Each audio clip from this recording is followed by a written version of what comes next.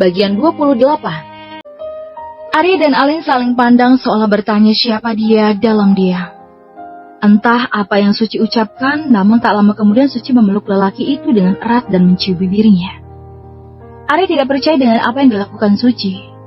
Arya bertanya-tanya siapa laki-laki itu. Dan Alin menatap Arya. Mas.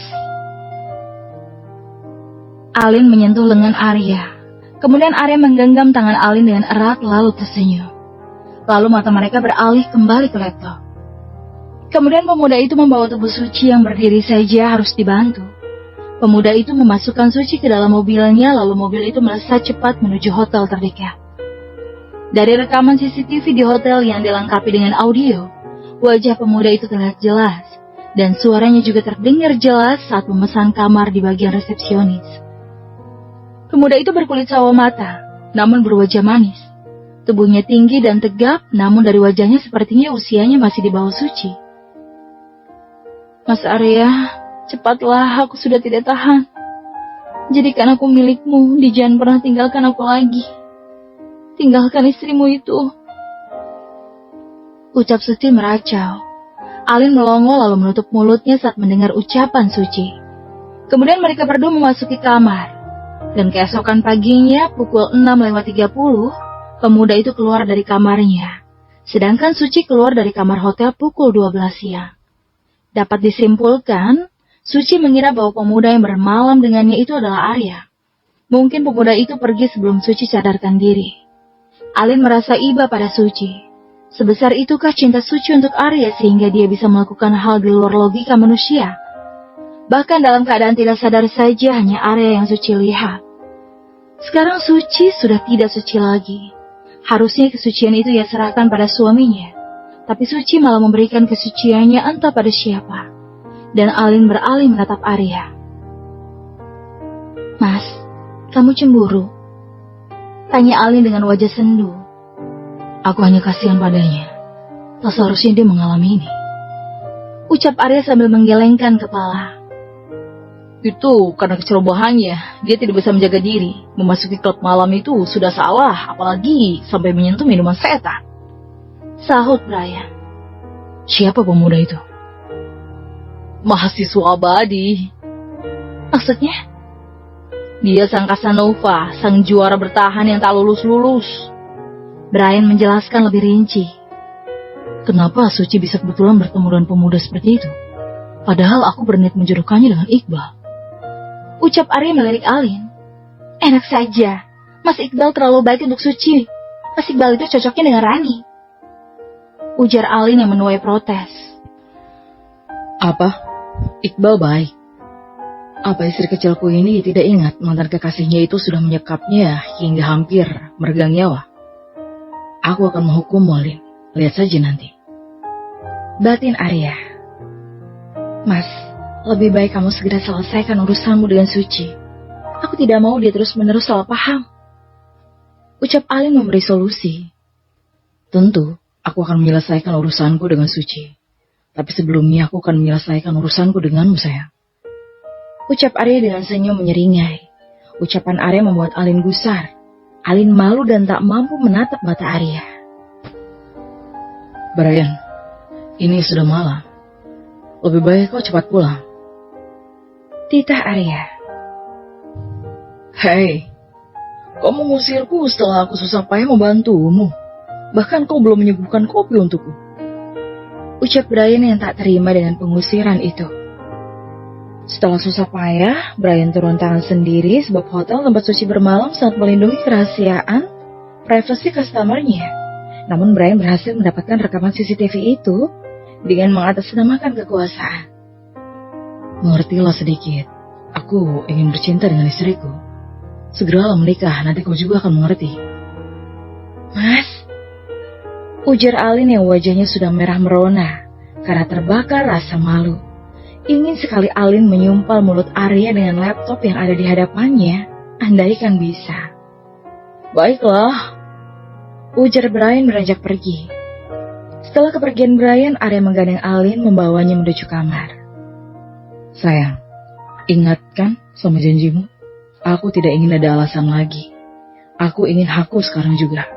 Sekarang bersihkan dirimu dan ambillah wudhu. Kita sholat sunnah dulu sebelum melakukan menyatuan. Jangan lupa pakai wangi. Walau malu-malu, tapi Alin tetap menganggukkan kepala. Meski Arya sering mencumbunya, tapi Alin tak pernah merasa senervous seperti ini. Sebab sebelumnya Arya hanya melakukan pemanasan. Tapi kali ini Alin sudah bisa menebak apa yang akan terjadi nanti. Alin memasuki kamar mandi sedangkan Arya keluar menggunakan kamar mandi lain supaya tidak memakan waktu lama. Kini Arya memasuki kamarnya. Dia melihat Alin mengenakan mukena, duduk di atas sajadah menunggunya. Alin malu-malu menatap Arya. Alin dapat melihat hasrat yang begitu besar terpancar dari mata suaminya. Arya mengunci pintu itu rapat-rapat. Tak ingin Arya mengganggu ritual malam pertamanya. Kemudian Arya berjalan ke arah sajadah yang sudah Alin siapkan di depannya sebagai tempat imam. Arya melepas sandal sucinya di dekat sajadah, kemudian memulai sholat sunnahnya. Setelah selesai sholat sunnah dan berzikir, Alin melucuk punggung tangan Arya. Sayang, apa kamu sudah membaca doa untuk melakukan itu? Tanya Arya yang sorot matanya sudah diliputi gairah dan nafasnya terdengar berat. Sudah, Mas. Jawab Alin semakin gugup dan menundukkan kepala. Arya mengangkat dagu Alin. Arya memandangi wajah cantik Alin yang matanya terus terpejam. Mata lantik Alin meneteskan air mata. Kenapa? Tanya Arya yang bingung. Arya tak ingin menunda hal yang sudah lama ia nantikan.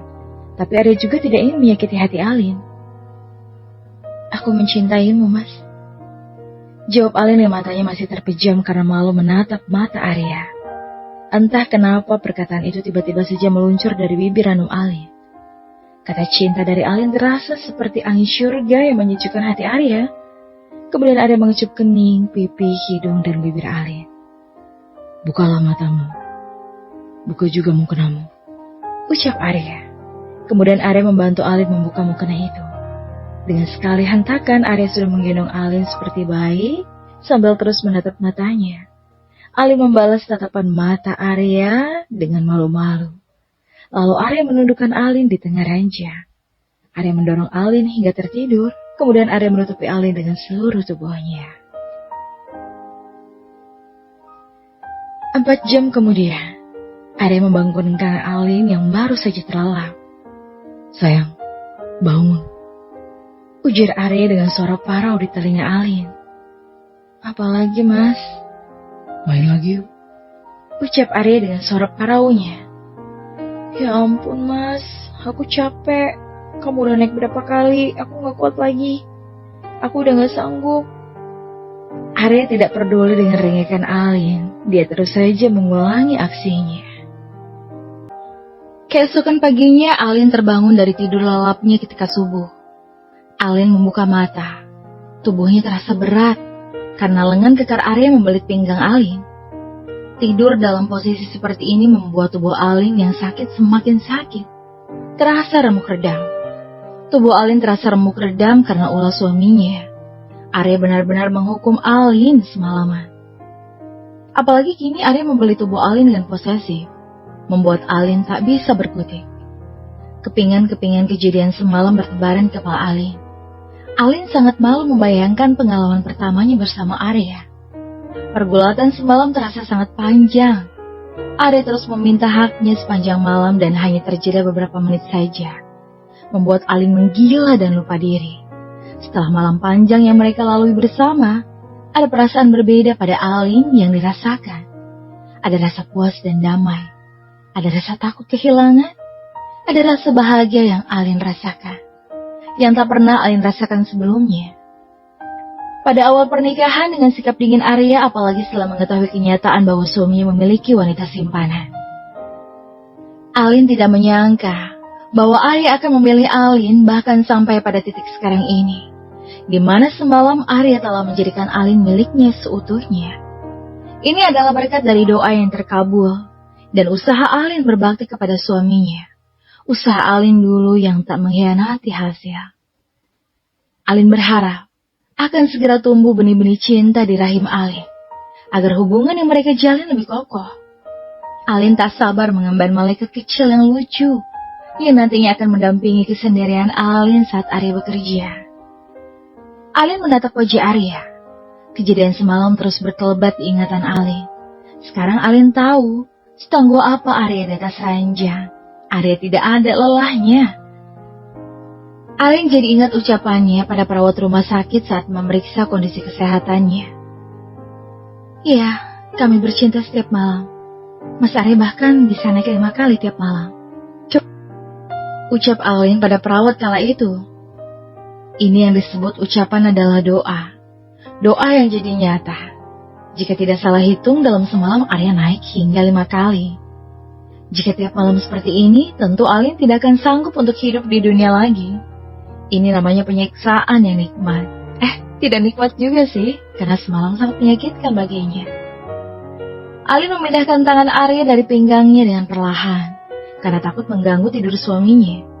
Walaupun tubuhnya terasa sakit semua, namun Alin memaksakan diri untuk membersihkan diri kemudian menunaikan ibadah seperti biasanya.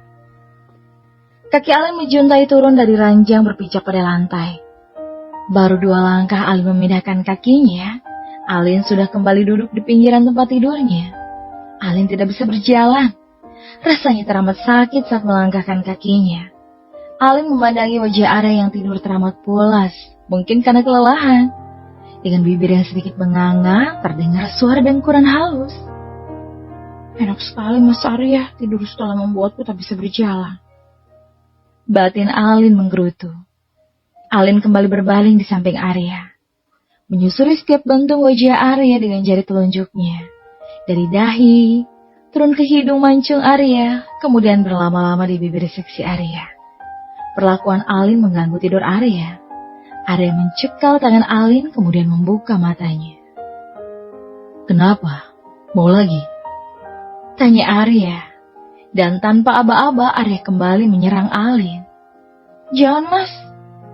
"Salah sendiri mengganggu tidurku." "Gak mau, lihat jam Mas, udah jam berapa sekarang, nanti lewat waktunya subuh." Arya hanya mengembuskan nafasnya. "Kamu kenapa masih tiduran dan tidak membersihkan diri?" tanya Arya. Alin terduduk, bukannya menjawab, Alin malah menunduk dengan wajah yang bersemu merah. Alin sangat malu jika mengatakannya sejujurnya. "Kenapa?" "Aku sakit." "Sakit apa?" tanya Arya yang terlihat khawatir. Apa karena Arya membuat Alin bergadang semalaman, Alin jadi sakit? Arya menyentuh kening Alin. "Tidak panas?" ucap Arya saat menyentuh kening Alin, dan Alin semakin malu dibuatnya. "Mananya yang sakit?" pertanyaan Arya membuat wajah Alin semakin bersemu merah. "Mananya yang sakit?" "Sakit kalau dibuat jalan," jawab Alin lirih, kemudian Alin menutup wajahnya dengan selimut. Arya tersenyum melihat tingkah Alin yang malu-malu, tapi mau. Arya turun dari ranjang dan melangkahkan kaki memasuki kamar mandi. Kemudian mengisi bathtub dengan air. Kemudian Arya menghampiri Alin lalu menarik selimut yang menutupi tubuh istrinya dan membuangnya di lantai. "Kenapa ditutup? Aku sudah melihat semuanya," ucap Arya sambil menggendong Alin dan membawanya menuju kamar mandi. Arya memasukkan Alin ke dalam bathtub yang sudah terisi air dan disusul Arya kemudian. "Kamu ngapain, Mas?" tanya Alin yang sudah gusar.